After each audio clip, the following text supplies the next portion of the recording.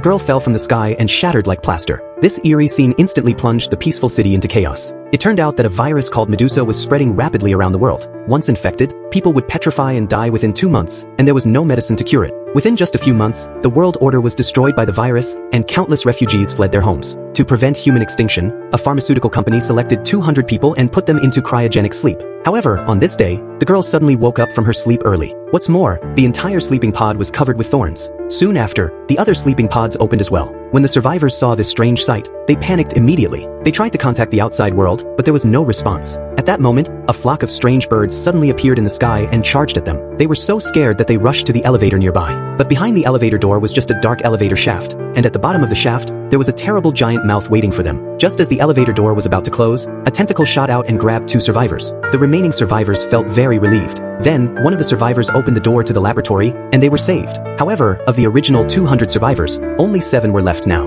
They had no idea what had happened and decided to go upstairs to seek survival first. But soon, they encountered a new problem. The road was flooded. While others were thinking about how to escape, the old man kept complaining.